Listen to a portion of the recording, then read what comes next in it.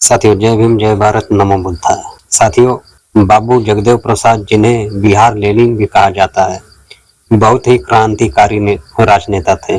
उनका जन्म बिहार के अरवल जिले पूर्व में गया जिले के कुर्था ब्लॉक के कुराहरी गांव में 2 फरवरी 1922 को हुआ था, जो बिहार की राजधानी पटना से लगभग 75 किलोमीटर दक्षिण पश्चिम में स्थित है।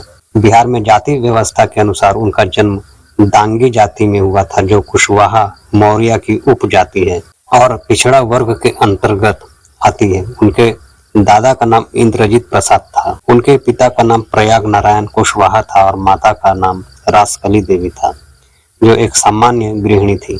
प्रयाग नारायण कुशवाहा प्राथमिक विद्यालय में अध्यापक थे और उनकी कुल 4 संतानें थी। 4 भाइयों बहनों में जगदेव बाबू सबसे बड़े थे। उनसे छोटी 2 बहनें और एक छोटे भाई वीरेंद्र कुशवाहा थे। उनका विवाह सत्यरंजना देवी के साथ हुआ था। जब वो हाई स्कूल में पढ़ रहे थे, गरीब परिवार में जन्मे जगदेव प्रसाद का बचपन बहुत ही गरीबी में गुजरा था और जल्दी ही पिता की मृत्यु ने उन्हें और जिम्मेदार बना दिया। शादी के उपरांत परिवार को छोड़कर महज 11 रुपए लेकर जगदेव बाबू पटना चल पड़े। जब वे पटना के गांधी मैदान में उदास बैठे थे, तभी उनकी मुलाकात BM कॉलेज पटना के एक माली से हुई। बातचीत के दौरान उनकी परेशानियों और गरीबी से द्रवित होकर माली ने उनका दाखिला BM कॉलेज पटना में करवा दिया और आधी फीस भी माफ करवा दी। इस तरह उन्होंने पटना विश्वविद्यालय से वर्ष 1948 में स्नातक की परीक्षा पास की। पटना विश्वविद्यालय से ही उन्होंने वर्ष 1950 में इकोनॉमिक्स में स्नातक डिग्री हासिल की।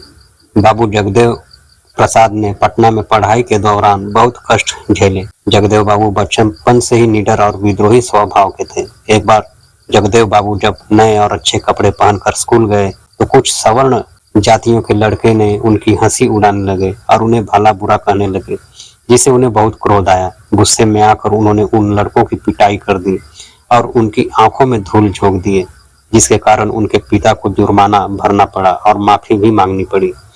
एक और बचपन की घटना है। एक बार उनके स्कूल के अध्यापक ने बिना किसी गलती के ही उन्हें थप्पड़ मार दिया और भला बुरा कह दिया।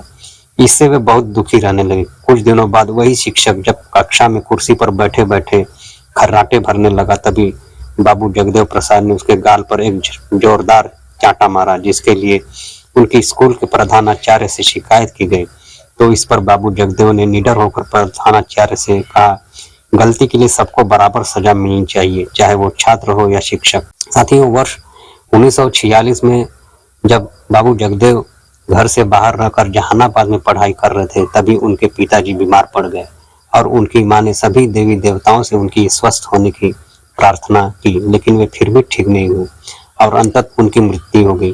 पिता की मृत्यु और मां की लाचारी देखकर जगदेव बाबू बहुत दुखी हुए और यहीं से उनके मन में हिंदू धर्म के प्रति विद्रोह और नफरत की भावना पैदा हो गई। लोग बताते हैं कि उन्होंने घर से सभी देवी देवताओं की मूर्तियों और तस्वीरों को उठाकर पिता की अर्थी पर डाल दिया और उन्हें भी पिता की चिता के साथ जला दिया। उन्होंने अपने पिता की मृत्यु के बाद कोई भी श्राद्ध या कर्मकांड नहीं किया, बस एक शोक सभा और सामूहिक भोजन करवा के कार्यक्रम संपन्न किया। साथियों, जब जगदेव बाबू ने 1960-70 के दशक में सामाजिक क्रांति का बिगुल फूंका था, तो उन्होंने कहा था कि यदि आपके घर में आपके ही बच्चे या सगे संबंधी की मौत हो गई हो, किंतु यदि पड़ोस में ब्राह्मणवाद विरोधी कोई सभा चल रही हो, तो पहले उसमें शामिल हो।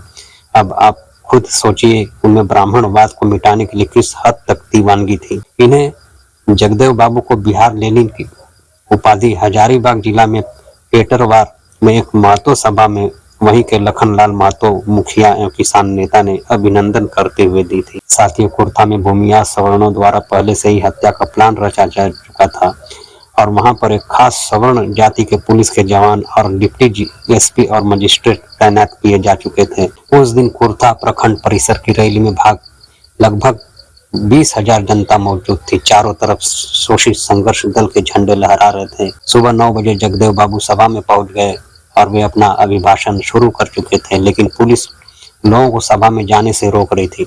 लगभग 2:30 बजे दिन में जहानाबाद से CRPF की बटालियन बुला ली गई और फिर जनता पर लाठीचार्ज करवा दिया गया। इसी बीच डिप्टी एसपी से इशारा पाकर एक जवान ने जगदेव बाबू पर गोली चला दी। पहली गोली उनके पैर में लगी और दूसरी गोली उनके गर्दन को पार कर गई। बाबू जगदेव तड़पते हुए मंच से नीचे गिर गए और जनता डर के मारे तितर बितर हुई। पुलिस ने घायल जगदेव प्रसाद को घसीटते हुए पुलिस थाने तक ले गई और वहां पर उनके साथ बहुत ही बुरा व्यवहार किया गया। साथियों, उनकी छाती पर बंदूक की बट से मार मार कर उनकी पसलियां तोड़ दी गई थी। जब वे पानी पानी चिल्ला रहे थे तब कुछ सवर्ण पुलिस वाले उनके मुंह में पेशाब भी कर दिए थे। आजाद भारत के इतिहास में किसी भी जनता के प्रतिनिधि के साथ इतनी अमानवीय और क्रूर घटना नहीं हुई होगी जितना कि जगदेव बाबू के साथ हुई। उचित उपचार के अभाव में उसी शाम जगदेव बाबू ने जय शोषित जय भारत कहते हुए इस दुनिया को अलविदा कह दिए। उनकी लाश को गायब करके फेंक देने का प्लान था, इसलिए उनकी लाश को उनके समर्थकों को न सौंप कर जंगल में ले जाया गया था, लेकिन पटना में उनके साथियों द्वारा धरना देने के कारण अगले दिन सुबह उनकी लाश को वापस लाया गया। उसी दिन शाम के 7:45 बजे के समाचार में बीबीसी रेडियो ने घोषणा की कि शांतिपूर्ण सत्याग्रह के दौरान कुर्था में बिहार लेनिन जगदेव प्रसाद की पुलिस ने गोली मारकर हत्या कर दी गई।